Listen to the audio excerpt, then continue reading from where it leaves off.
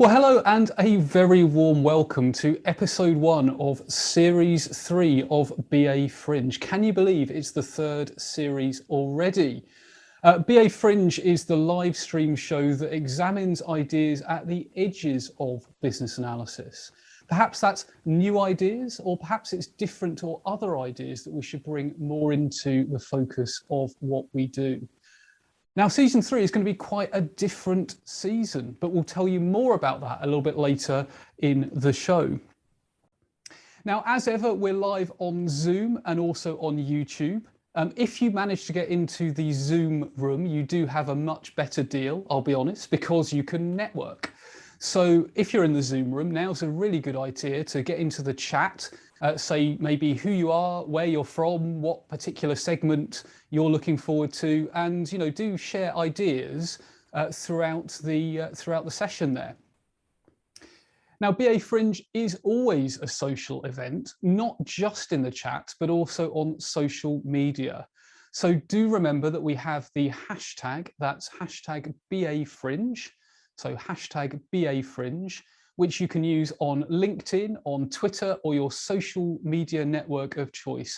And we always look at that straight after, and we always really enjoy seeing people who've taken little snaps of themselves, selfies of themselves, watching BAFringe, or perhaps you just want to echo a point and let people who aren't at the Fringe know what they're missing. I'm really pleased to say that this episode is sponsored by the Business Analysis Conference Europe. The BA Conference Europe takes place from the 21st to the 22nd of September, with workshops the day before and the day after. It's virtual this year, so you can attend from anywhere in the world. And if you're interested, you just need to look at the IRM UK website to look at the agenda and then register. However, you might want to delay registering just for an hour or so, because we've got a competition coming up later in the show where you can win a free 2-day ticket to the conference, which is normally worth over £1,000. So do register, but just hold off to see if you win that, to see if you're that lucky winner. So as ever, we have a wide range of topics for you this evening. We're going to be talking about public speaking. Public speaking always drives fear into people, doesn't it? But we'll be discussing should it and how can we maybe overcome those fears. We're going to be talking about diversity in design and the big idea. Now, idea is actually an acronym. We'll come on and talk about what that means. We're going to be talking about vision and how vision matters at an organizational level, at a project program, and even within sort of business agility, why it matters. And we're going to be talking about business analysis in digital transformation. How often, if I had £1 for every time I heard the term digital transformation, but we're going to talk about what it is and why it's relevant to us. So just before we move on to our first segment, do remember that because we're live, you can submit shout outs. We will read as many shout outs as we can during the session. All you need to do is type in the chat, use the hashtag shout out or identify it as a shout out. Be aware we will read your name out with the shout out. If you want to be anonymous, just put in brackets anonymous and we won't read your name out, but we'll put them up on screen or we'll read them out. So if you're celebrating something or want to get a message out there to the wider BA community, then do that. And just as a little bit of a hint, the shout outs might help you with the competition later. So you might want to get in there early with any shout outs. So it gives me great pleasure to move on to our first topic. Have you ever felt fearful of public speaking? I mean, I don't think there would be anyone not raising their hands to that question. I'm really pleased to say that we have Priyanka Agrawal joining us today. Now, many of you will know that name. She's a previous board member at the IIBA Vancouver chapter. You may know her from her training courses, articles, or her conference speaking. I was really pleased when Priyanka agreed to join us on BAFringe today to talk a little bit about public speaking. So Priyanka, thank you so much for joining us today. Thank you for having me. I'm so excited. Yeah, me too, me too. And I think the first question we should cover is probably one that's at the root of public speaking, which is about fear. And it does seem like often when people hear the term public speaking, they're sort of shaking in their boots with fear. and I wonder, do you think that's right? Do you think it's sort of right for us to be fearful? And would you offer any sort of tips around getting through that fear? So, you know, Adrian, that's a fantastic question. First of all, thank you for that question. And I feel like you answered the question yourself in the question. You know, people, honestly, so people get fearful of public speaking because of A, the public, and B, because of the speaking. So, you know, when you're speaking with a large audience, you have no idea who's in that audience. They may have different predispositions, they may have different backgrounds, they may have different philosophies in life, they may have a different mood than yours. And so there's this fear of being judged, of being evaluated, of being, you know, put on the spot. And so that fear is never a comfortable thing for someone. But at the same time, when you're speaking, you have this fear of, am I going to get my words right? Am I going to pronounce this correctly? Am I loud enough? Am I going to meet the time limit? And all these things together, public and speaking, just make it a giant fearful monster. But, you know, we're talking amongst our own species, you know, just like me, just like you, everybody else goes to sleep. Everybody else likes food. Everybody else likes nature. We all breathe. We're all a part of the community. And so what's to be fearful of when you're talking with your own people? And so what, you know, if they don't like what you have to say? If you had the same thoughts and opinions as them, you wouldn't be special. There would be nothing interesting about it. So, you know, the more courageous you are and the more brave you are, it will radiate. And that radiation comes back to you as feedback and gives you more courage. And it just becomes a win-win situation. Yeah, so much of what you said there, Priyanka, really resonated with me. And I remember someone he's moved to Australia now, but a guy I knew called Will would always say that public speaking, it's one of the few times in life where just about everyone wants you to succeed, because nobody wants to sit and listen to a bad presentation. Totally. So if you imagine the audience is cheering you on in a way, right? So it is interesting, isn't it? And I love that idea of it. You know, we're just speaking within our own species, and as you were speaking there, I was thinking perhaps authenticity comes into it, because actually it's okay to be vulnerable. It's okay, totally, yeah. You know, it's okay to stumble over your words, because we're human. And actually, you know, perfection isn't necessarily perfection, if you know what I mean. Perfection might be authenticity and connection rather than, you know, professionalism and polish. I couldn't agree with that more. Absolutely. I think it's that uniqueness of you that is your selling point. So if you have to be someone else, you're not interesting anymore. The audience has nothing there for you if you say exactly what they want to hear. But you have a novel idea, if you have an opinion, if you have something that you've done in the past that you want to share, it becomes interesting because it's novel and it's your perspective. So you bring something to the table. Yeah, that element of storytelling, isn't it? And narrative and getting the point across. So that segues us neatly into our next question, which is around BAs, because there might be some people listening to this thinking, well, yeah, you know, public speaking, if you're going to be maybe speaking at a conference or you're going to give a wedding speech, you know, that makes sense. But, you know, do BAs really benefit from public speaking skills? Now, I would advocate they absolutely do. I suspect you would too. But can you give some examples of how BAs can really benefit from public speaking skills? Absolutely. And I have to say from my own experience, I have definitely benefited. As a kid, I was a debater at the state level. I was not a BA, but I grew into a BA in my career. And I saw how that helps, debating skills, being able to justify, provide facts, being able to analyze and provide content that's meaningful, that adds value. And when you're a public speaker, you're, like I said, working with a diverse, set of people. They could have different backgrounds. But when you're a BA, you're also doing that. You're working with, say, quality assurance or developers or executives, and they all have different backgrounds. And you, as the BA, have to tie that thread together, bring them to consensus, get that buy-in, negotiate, be able to navigate situations and problem solve. When you're facilitating a workshop, you could have multiple questions coming up or challenging you and saying, well, no, I don't agree with that. This is why this has to be right. But then you provide your analysis and recommendations. And a BA, a public speaker does just that. It's a little bit discreet, but it's actually quite there. You're, giving a presentation. At the end of the presentation, you open up the floor for questions. People may challenge you at that point, or there may be this one person in the audience who does not get his chance, and then there's this other person who just keeps going on and on and on. So how do you manage these stakeholders to gather that input, and then when they walk out of the room after the presentation, they should have a small nugget that they can hold on to and say, this is what I learned, or this is what I found interesting, or this is something that I want to think over some more. So you're bringing that consensus, you're getting that buy-in, negotiating, you're problem solving.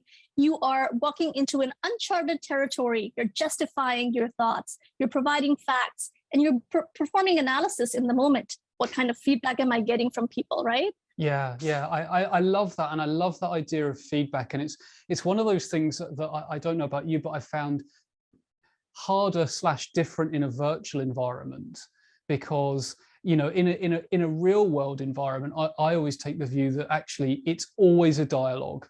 Like even if you're speaking to an audience, actually they're giving you feedback, and there'll be times when you directly ask them for but they'll and so it's I think almost seeing it as public speaking, like it's more of a conversation, it's two-way, and building those points in is so important.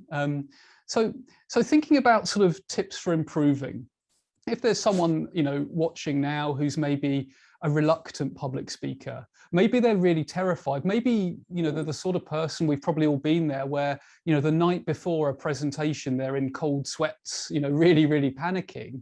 What would you recommend they do? I would say PDA. And by PDA, I mean public displays of analysis. Love it. I honestly, truly believe in that.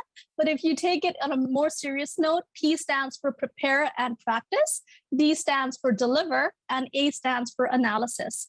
But whether or not you're preparing or you're delivering, you are performing some sort of analysis. When you're preparing, you are analyzing your audience. You may not know the exact names of the people, but you may know that, okay, well, I'm speaking at a BA conference, so I have a BA audience, and therefore these are the terms that they would be familiar with, or these are the topics that they may be interested in. And then when you're doing delivery, you're analyzing, you're gauging people. Are they frowning? Are they sleeping? Am I not audible? So you're performing that in the moment analysis. What should I say next? These jokes are not working, so maybe I should put the jokes aside. Or you know what? They love my sense of humor. Oh, let's inject some more in it. So you're delivering, but you're analyzing. And finally, after you've done the delivery, you're also doing some introspection, right? You're saying, okay, what did I do well? And what did I not do so well? What could I have done better? Or, the audience provided their survey in this feedback, and they told me X. Is that something I really agree with? And is that something I can actually work on? Maybe yes, maybe not, right? So you're doing this public display of analysis when you're public speaking. I love that PDA, public display of analysis, and the humor was really resonating with me. It was bringing me back to the time I was doing a presentation in the USA, and British and USA humor is quite different. But what happened was I delivered a line that wasn't intended to be funny, and I got this waves of laughter. And in that moment, I had two choices, like look concerned or just ride it and make it look intentional. I just rode it and took, made it look intentional. But totally, when you make plans, life happens, right? So yeah. So what would your biggest takeaway be for someone who's listening in, who's interested in public speaking, who wants to raise their BA game? What would be the one thing you'd want people to take away from this conversation? Where there's a will, there's a way. If you really want to be a public speaker, you can be. Stop that imposter syndrome. Get up, have the courage, and be yourself and say what you have to say. You have no idea how many people may be impressed by you. If you do not have, an opportunity to speak at a conference, nobody's stopping you from creating a YouTube video. Go and see what people say. How many likes do you get? Maybe it becomes a sensation. You never know. But if you love what you do, you will really actually, be successful in it. And so if you want to public speak, go for it. Don't hold any stops. Just be yourself and enjoy. Yeah, great advice, sage advice there. Be yourself and enjoy and take the opportunity. Well, Priyanka, thank you so much for taking time out to talk about such an interesting topic. I'm absolutely certain that people will want to follow you, connect with you. They'll want to stay in touch. What's the best way for people to connect with you? Well, you can find me on linkedin.com/in/Priyanka Agrawal. I work at TransLink as a specialist in the IT department. I also teach at Simon Fraser University, and I'm always open to writing, speaking, and consulting opportunities. And I just wanted to say thank you to everyone. I hope I am able to connect with some of you in the audience and get to know you. And Adrian, thank you so much for having me on this show. I had a great time. Oh, me too. Thank you. And well, hopefully when all of this COVID stuff subsided, we'll be in the same country and we can grab a coffee at some point. So I can't wait for that. Take care. Thank you very much, Priyanka. Thank you. Thanks. Have a great day. Bye. Fantastic. Well, I don't know about you, but I found that really inspirational, and I loved how Priyanka was describing the fact that you can just get on and do public speaking. You don't have to start as the world's best public speaker. And I think as I'm thinking about this now, one thing springboarding from what Priyanka was saying there is I'd add a personal view that I don't think age matters. I know sometimes there's perhaps a perception that, if you're new to a role, if you're straight out of uni, that, well, you shouldn't be applying to conferences. I think that's complete rubbish. I think that the world needs to hear voices of all ages throughout the spectrum. So if you're sitting there, even if you're new to the role, you almost certainly have insight that I and people my age haven't. So, so if you're interested in getting that insight out there, apply to conferences, speak on webinars and get your voice heard. So we have shout outs coming in, but before we go on to those, I want to tell you about the competition, because I mentioned that there's an opportunity to win a 2-day ticket to the virtual BA Conference Europe, which is worth over £1,000. Now, I sort of hinted at this earlier, but all you need to do is submit at least one shout out in the chat on the Zoom call, and you'll be in with a chance of winning. Now you can enter as many times as you want, and we're going to actually announce the winner at the very end of the show. So you just need to stay on to the end of the show to find out where when you've won. How else and however, where else are you going to have the opportunity of winning a ticket that's worth over £1,000 just for submitting a shout out? And that shout out could be, echoing something you've heard. It could be, topic that you're particularly interested in. It could be, a colleague with a birthday, whatever you want it to be. So just pop them in the chat with the hashtag shout out, and we'll read as many of them as we can a little bit later on in the show. And the winner, as I say, will be selected at random, whether or not we read your shout out. So even if you don't get read out, you could still win. Okay, well, that moves us on swiftly on to our next section. This next topic's another topic that is really, really close to my heart, and I know close to the hearts of a number of the people tuned in at the moment, which is around diversity in design. Now, Sherry McMillan is a name that may well be familiar to some or maybe all of you. She's a leading practitioner, a conference speaker, and I can say from a personal level, a truly inspirational person. I was fortunate enough to have a Zoom call with her in preparing for this BAFringe session, and it was phenomenally inspiring. She is so enthusiastic and passionate about this topic that when she agreed to go on BAFringe, I was like, this is fantastic. So Sherry's going to be talking about diversity in design and the big idea. Now, IDEA is an acronym, but it's far better if I let Sherry explain what that acronym means. Sherry, over to you. And we're in.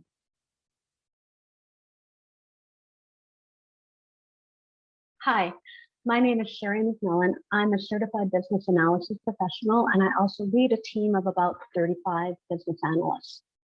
I love business analysis. It's occurred to me that business analysis is a practice that has a potential to make a huge difference in this world beyond the way that we probably currently think about it. We have a great opportunity to make a big difference in what's called the big idea.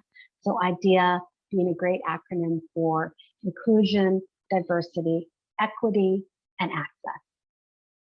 Diversity matters. It matters in companies, it matters in systems, it matters in products. And diversity isn't just the right thing to do, and it is the right thing to do. It's also the more profitable thing to do. As business analysts, our goal is to understand the true problem to solve, the true opportunity to realize. It's communicating that in a way that can be understood by a variety of stakeholders with their own objectives and their own outlooks to consider. We're well versed in understanding who all the stakeholders are, whether or not they're in the room, and in helping to be the voice of customer, or to bring that voice to the table and to facilitate discussions where that voice can be included, in many cases in the technical design or in the design of a product. We want to build the right thing, and we want to build it right. Well, that's what this new world of diversity and inclusion is all about too. So as business analysts, we encourage diversity of thought. We are really good at identifying those stakeholders and finding the alternate ones.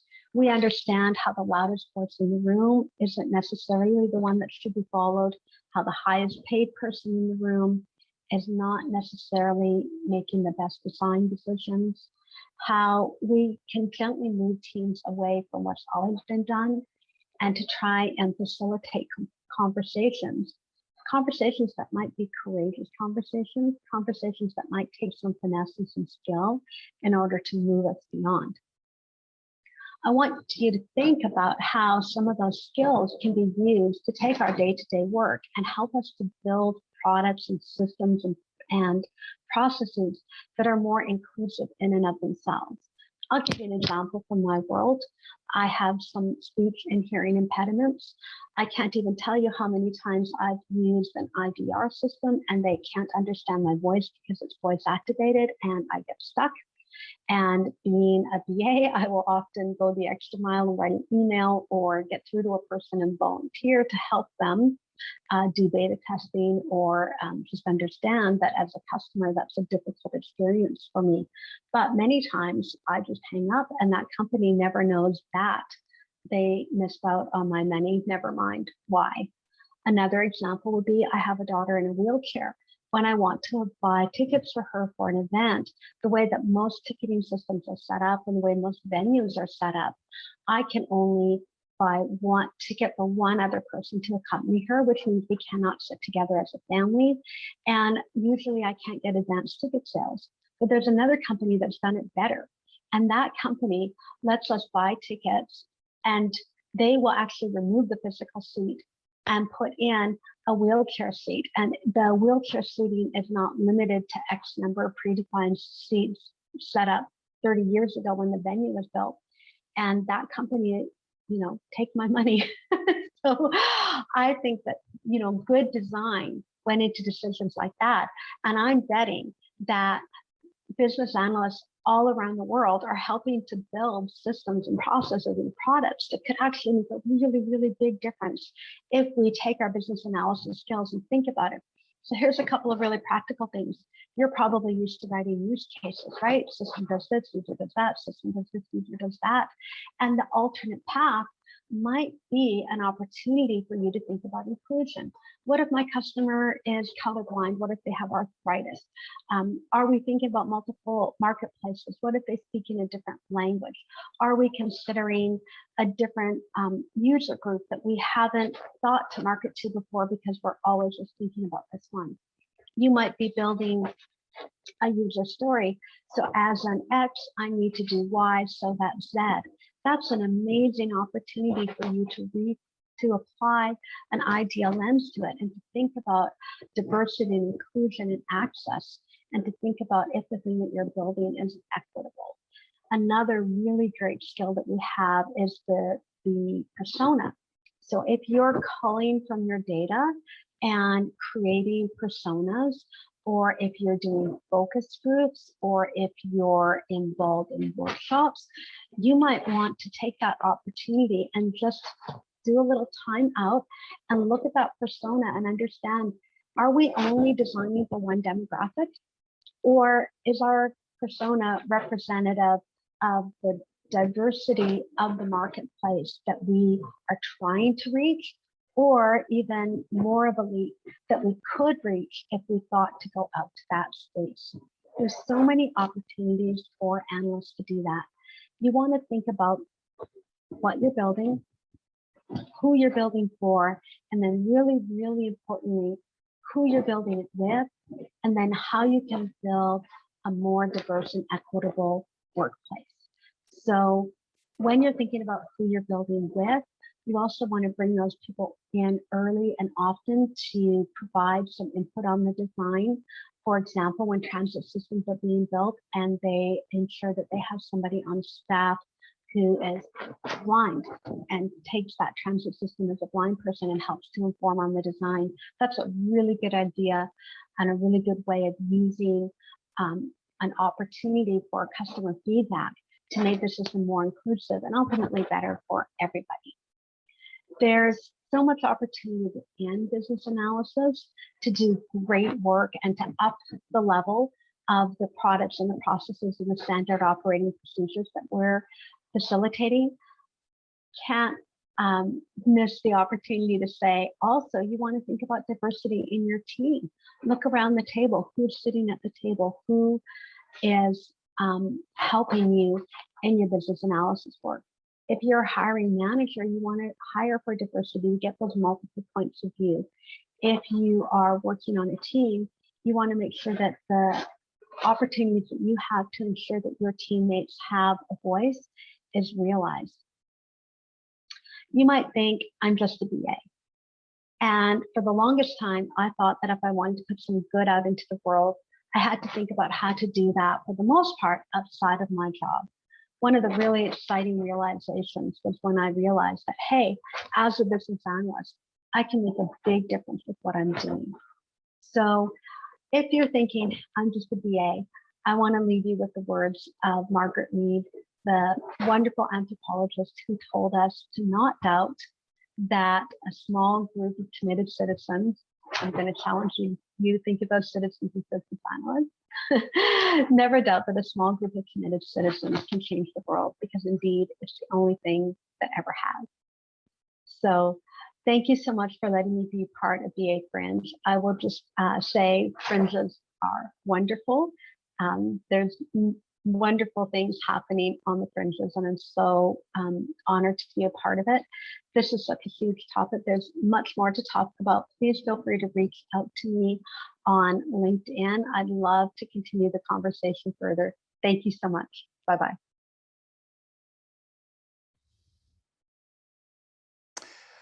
Wow, fantastic. I don't know about you, but like I really find Sherry such an interesting and inspirational person to listen to. I could listen to Sherry talk for much, much longer than that. And I love the idea of the big idea about, you know, inclusion, diversity, equity, and access. And it is so much more than NFRs, isn't it? And I love the way that it's, you know, really about understanding people and understanding stakeholders. And one thing that really struck with me, and clearly, you know, the last challenge to us there, I think, was a really, really pertinent one about, you know, becoming that motivated bunch of people to change the world.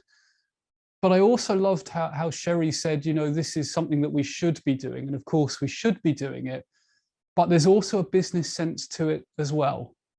And that turns the whole conversation on its head. So again, as with all of our speakers, a massive thank you to Sherry for being part of BAFringe.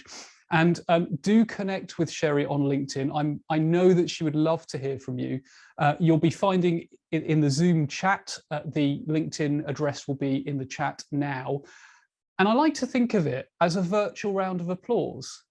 Because if you think about, you know, Priyanka was saying about feedback from an audience, actually in a virtual world, we get a lot less of that. So do seek out the people that have really inspired you, connect with them on LinkedIn, and, you know, and if you feel really inspired, drop them a message and let them know how it's changed your thinking, because I know that each and every one of them will really, really appreciate that. So I think we have some shout outs coming in. Matt's giving me the thumbs up, which is fantastic. So this is where I find out what those shout outs are.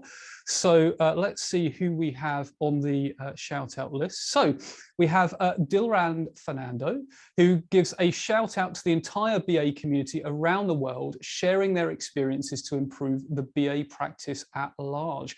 Well, thank you very much, Dilran. I think that's a fantastic point to make. And it is interesting, isn't it? We talk about community of practice within our own organization.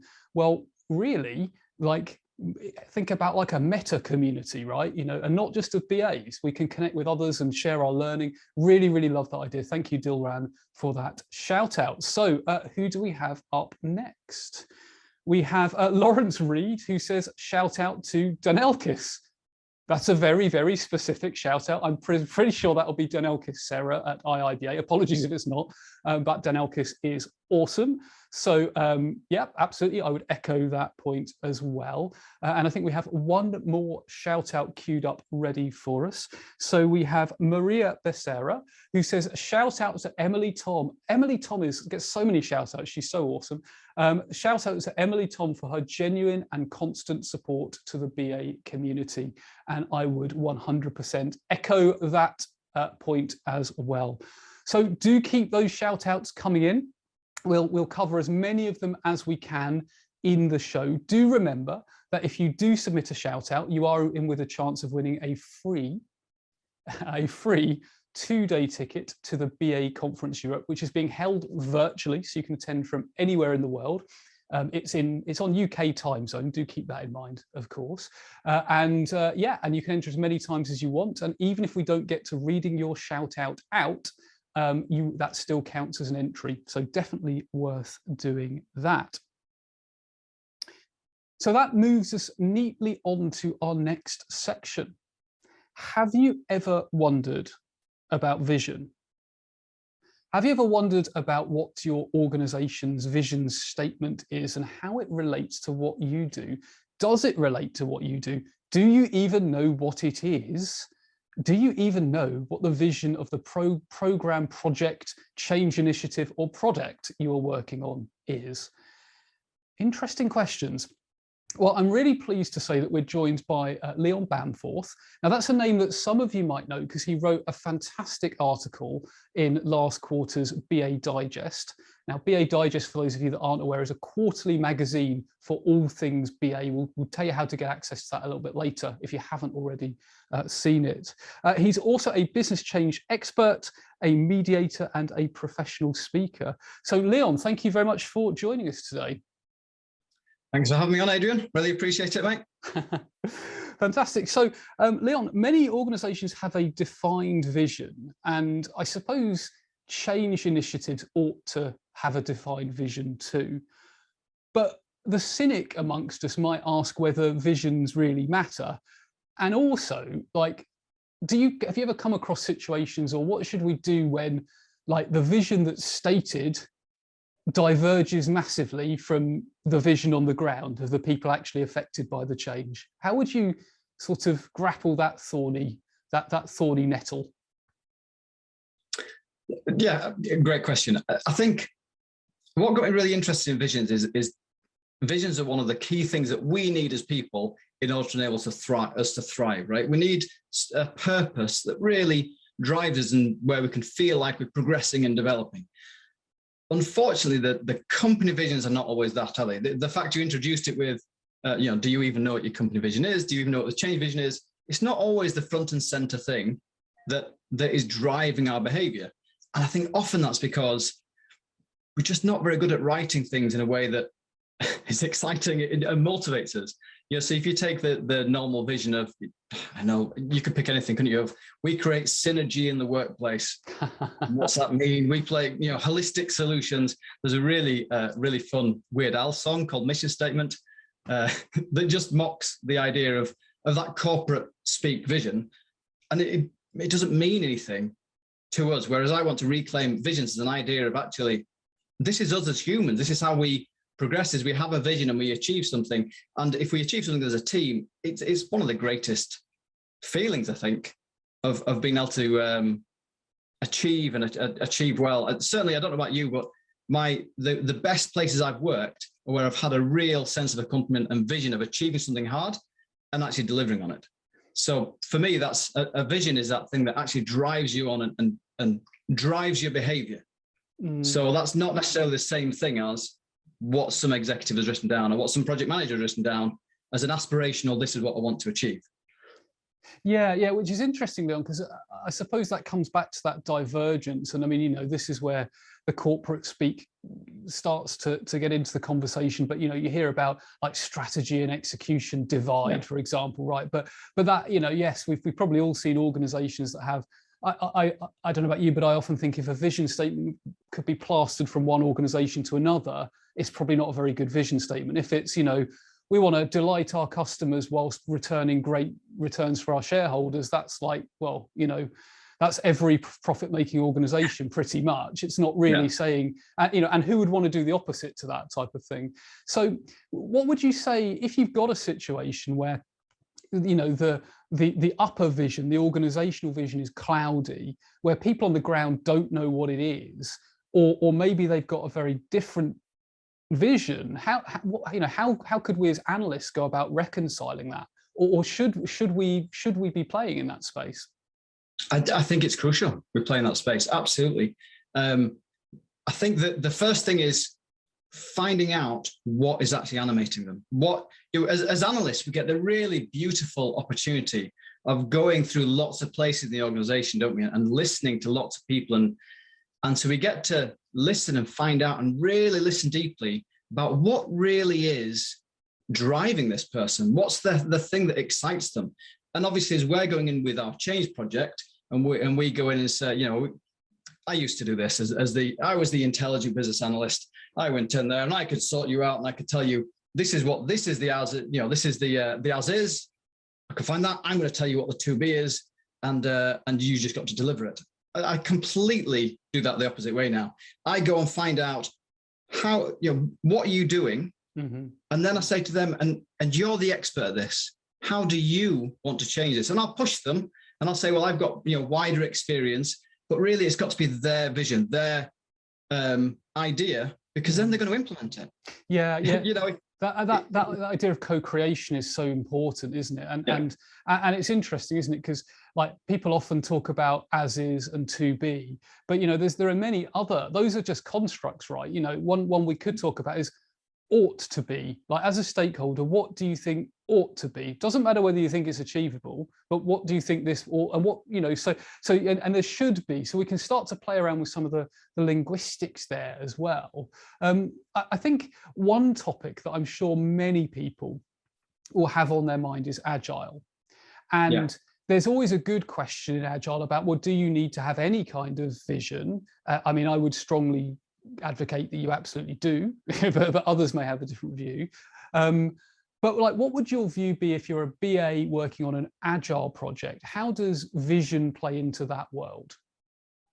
Well, I mean, I think if you don't have vision, you have chaos. Yeah. So you need to know what you want to aim for. But I find the idea of Agile really interesting. You know, I've been a professional software developer as well, and I've followed Agile and seen it really work. But the opening line, you know, the first line of the Agile Manifesto is people and interactions over processes and tools, which to a business analyst, we love processes and we love tools. That seems like anathema to us, right? Let's chop that line right out. But the point is, when we interact with people better, I really loved what Priyanka said when she was talking about the public speaking. Because she said, if you love what you do, you will be successful at it. Yeah, what better way of saying what I'm trying to get across, which is if people have a vision, and if you interact with people and help inspire them and inspire that vision of this is how you're going to achieve what you want, and this is where the organization is going, and this is how you can help the organization achieve that, rather than being detached. And, you know, I've seen the spark in people's eyes light up when they suddenly realize, oh, you know, that's what I contribute to other people. And all of a sudden they're excited to be there. And I think as business analysts, we miss a real trick if we're not also in the business of helping people see their place in the business and helping them see their value in the business. And that all comes from, you know, interact with them a little bit better, be really, really curious about them, really, really curious about what's exciting for them, what matters to them. And I think that the co-creation is a good idea, because this is what the company wants and this is what the person wants. You've got to co-create, and often the person on the ground knows far better how to achieve something phenomenal in that area than some distant person 12 levels up, right? Well, 100%. And that idea of that accommodation of a different, you know, of a whole different range of worldviews. I mean, that's something that you know, with the sort of BA hat on, or systems thinking hat on, people like Checkland were writing about in the 80s, you know, about the importance of having that. And it's, you know, still very, very relevant, as relevant today as it was in, you know, in 81 or whenever. So it sounds like, Leon, if I'm understanding you correctly, that actually a lot of this is actually saying, if we have conversations about vision, it can actually enhance our interaction with stakeholders. Do you think that statement is true? I think it's absolutely true. I think we've got to remember that fundamentally we're interacting with humans. You know, and fundamentally, if you find out what drives that human, then I love, I've been reading a book by Carl Rogers recently, who's a psychoanalyst guy, and he talks about this idea of the way to create growth is to have empathy for the person. You know, we think we need to tell them off, we need to tell them what to do.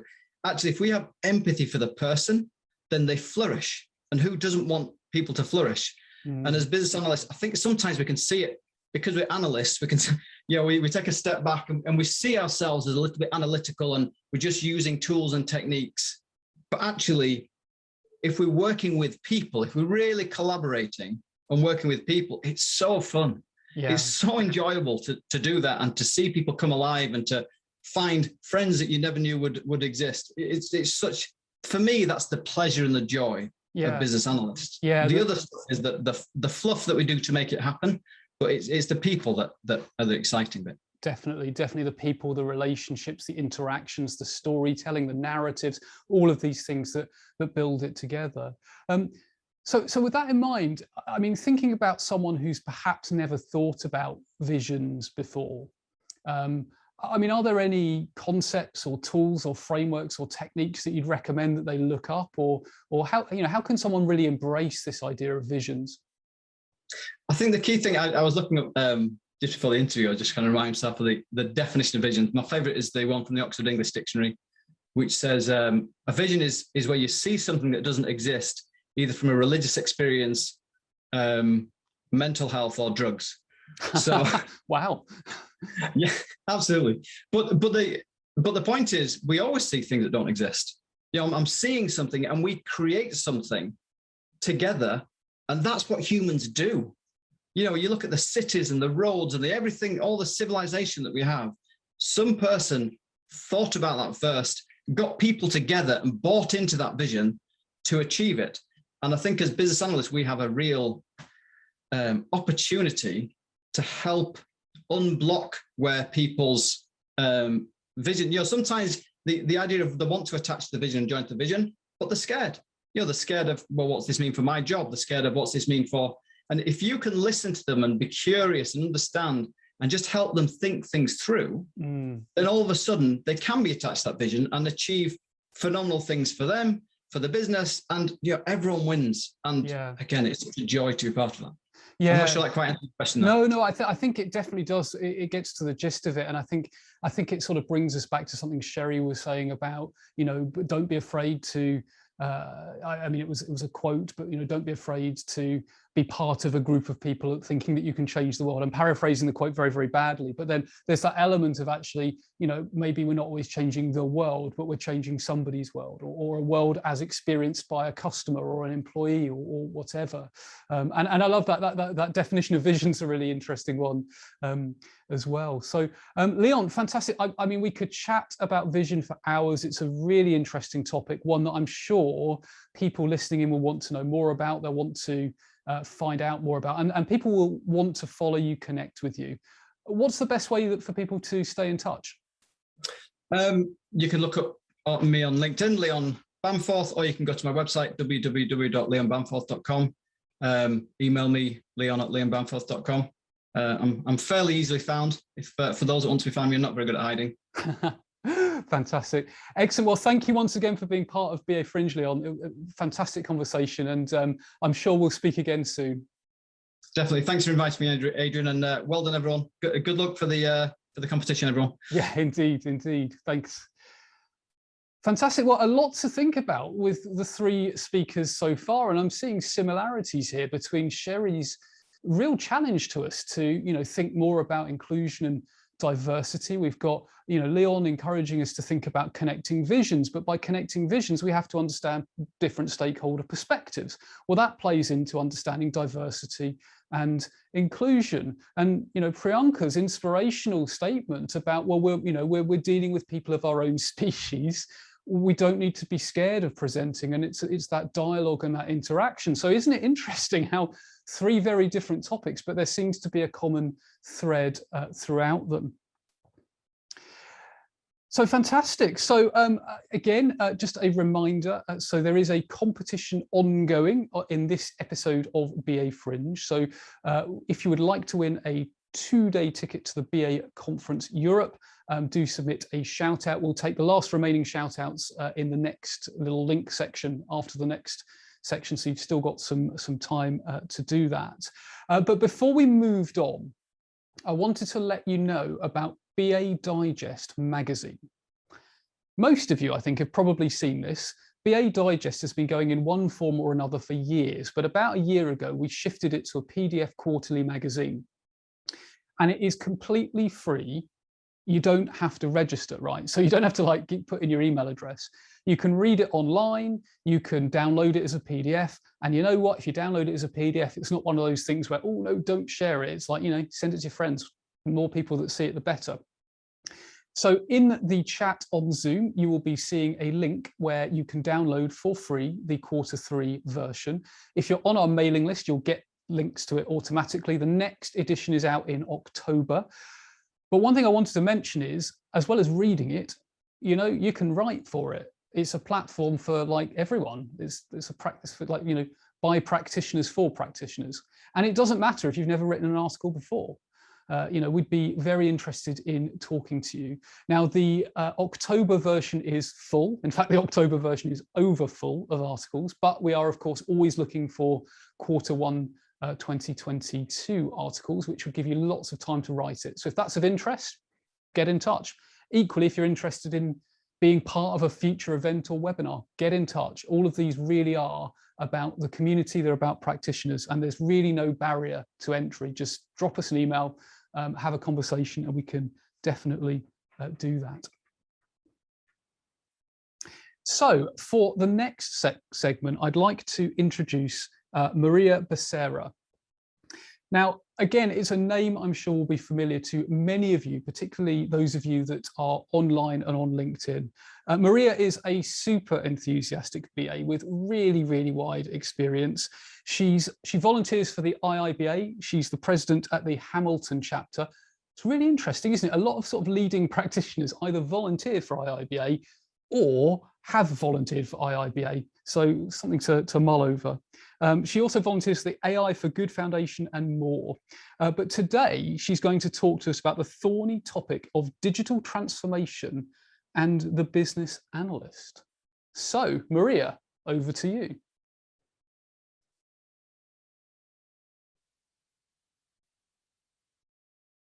Thank you, Adrian, and thank you to all of you for sharing your time with me today. In the next few minutes, I'll be talking about digital transformation and the role of the business analyst. But first, let me start by asking you a question. What comes to your mind when you think of digital transformation? I asked my mom this question, and the first thing that she mentioned was a robot that helped her do the cooking. As funny as this might sound, she is right, because digital transformation is the integration of digital technologies to create or modify business processes, and with it, all the culture behind it, as well as the customer experiences. And this is done to meet business or market requirements. Now, if you ask me the same question, the first thing that comes to my mind is when I was about 10 years old, my mom used to take me and my cousins to a store that rented movies. We didn't have Blockbuster in my hometown, but we had a nice neighbor who rented any kind of movies that you can imagine.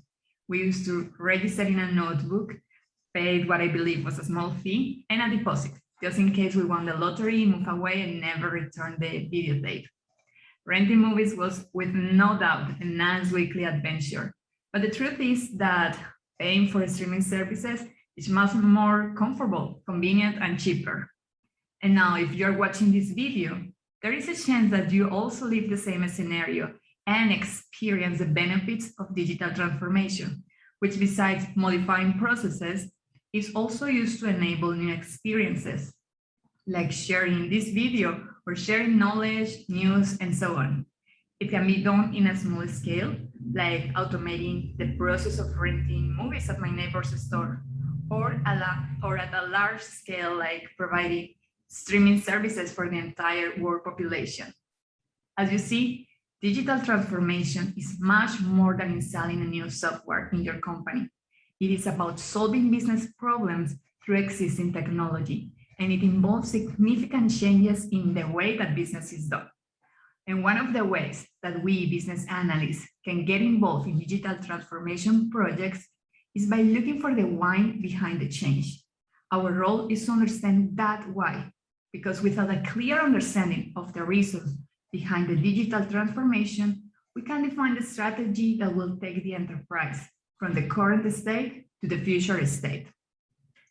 Be aware that in some companies, digital transformation happens perhaps because the company got a good deal for the implementation of certain software or cloud services, or just because their competitors are doing the same. So next time that you're involved in these kind of projects, make sure to understand the needs of the business, not only their wants. Otherwise, you might end up automating a process that shouldn't even exist in the first place. Another way that our role can impact the digital transformation of an organization is through the correct identification of requirements. And the best way that we can elicit requirements and provide strong recommendations is by learning about existing technologies and the problems that they can solve. We don't need to be software engineers or write code or develop the solution, but we need to be knowledgeable enough to provide a rationale on why certain technology might be useful, or on the other hand, why it might not fulfill the needs of the enterprise. A strong understanding on what can be done through different technologies available for the organization will enable the business analyst to bring a successful business solution. Okay, so far I have talked about the role of the business analyst in terms of understanding the why of digital transformation and the importance of keeping up to date on emerging technologies. Now, I would like to end this conversation by reinforcing that digital transformation is not only about technology or processes. Along the history, changes have been driven to make life easier and accessible to users. It has elapsed about 3,700 years since the Babylon Empire registered in clay the maps that delimited properties, until today, where we can talk about e-government and access the same information through the internet, like the location of our house, apartments, and even more. We have now access to pay for property taxes. Anyway, I'm sure that somehow the BA role existed that far ago. So keep in mind that business analysts play a role in recommending solutions that deliver value to stakeholders. And therefore, we need to be mindful how the digital transformation will improve the way that work gets done for our internal client and how it will impact the experience of our customers. So don't lose sight of them because they are one of the reasons why these transformations take place.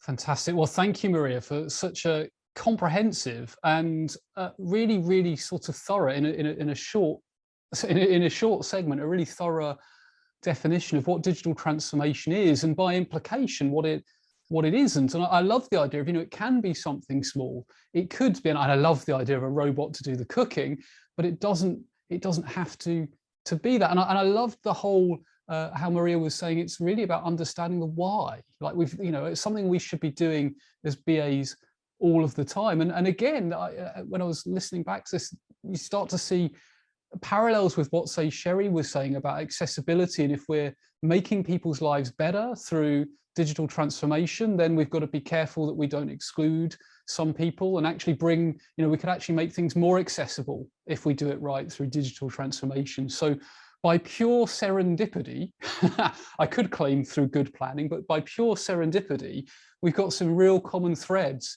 coming through in today's episode. So do connect with Maria and all of the other speakers, of course, but connect with Maria on LinkedIn. The URL will be in the Zoom chat now. And as I say, imagine connecting with the speakers and perhaps just firing them off a little note to say that you enjoyed their session. Think of that as a virtual round of applause, the kind of thing that we just unfortunately can't give the speakers in this virtual world that we live in right now. So just before we conclude, I do have some closing messages. I also now have the envelope with the winner of the competition in, but I'm not going to open that just yet. I'm going to keep you on tenterhooks for just a little bit longer, and we're going to read a few more shout outs out. So let's see what shout outs we have in the post box. So Richard Thurston says, shout out to my fellow BAs halfway through the BCS module on the foundation in business analysis. Absolutely. Yeah, lots to remember, lots to swat up on before taking your exam for the foundation certificate in business analysis. So big shout out there. And then next in the post box, we have Paula Salifu. I think if I'm mispronouncing your name, I apologize, but Paula Salifu says, shout out to Leon for hitting the nail on the head in explaining the term vision.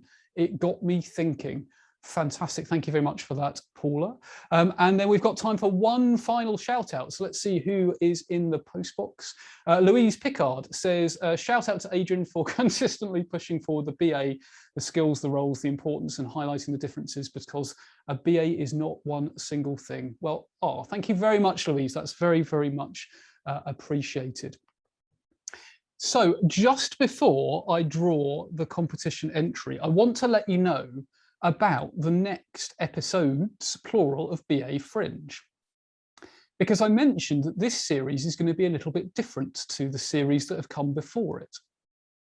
So I'm really pleased to announce that BAFringe is going to run during the BA Conference Europe. You may have heard a few subtle hints to that throughout the show. Now, we'll actually be running 6, that's right, 6 episodes of BAFringe during the 21st and the 22nd of September. If you attend the conference, it will be on the BAFringe stage, so you can view us there. If you haven't got a ticket, however, you can get a little bit of a glimpse at what's happening, because we are going to simultaneously broadcast to YouTube, which means, yeah, you won't be able to get into the full conference, of course, but if for some reason you can't get a ticket, you can get 6 little glimpses into what's happening. So in the chat now, there's going to be a link, which is a link to all of the YouTube links.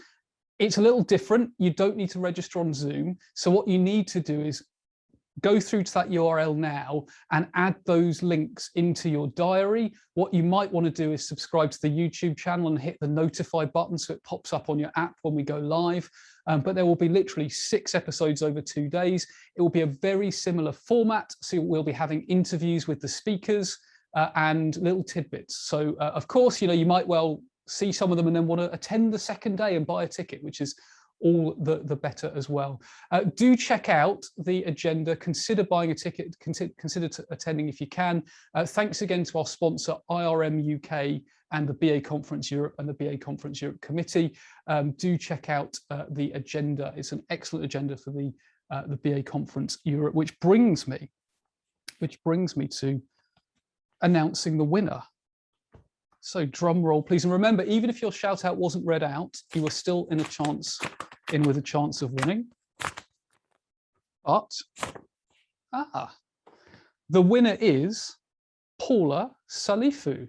So Paula Salifu, we will have your email address from your Zoom registration. So within a day or so, we will get in touch with you and we will put you in touch with IRM UK, who will provide you access to the event. So a very, very, well, congratulations to Paula there.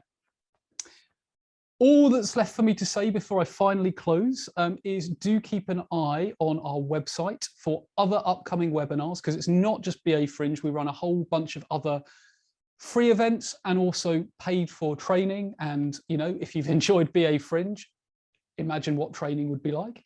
You just need to go to blackmetric.co.uk/events.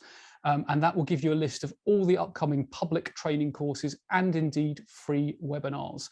So that's blackmetric.co.uk events. That will give you the free stuff and the paid stuff. And if you do need training for a team, you can go on our website and look on the training element as well. So all that's left for me to say is a massive thank you to all of our speakers for the time they have put in to preparing and to delivering their presentations and their interviews today. BAFringe would not be the same without you. Also, a massive thanks to each and every one of you for tuning in, either live or recorded, and supporting BAFringe. We really, really do appreciate it. Thanks to our sponsors, the BA Conference Europe and IRM UK. And as anyone who's seen this show before knows, although it's only me you see, BAFringe could not happen without contributions from a whole number of people. So an extra special thank you to Matt, who not only produces the show, but every single piece of graphics that you see has been designed by Matt. So I think you'll agree he does a much better job of that than I do of presenting. So on that note, enjoy the rest of your day. Thank you and see you next time. Bye for now.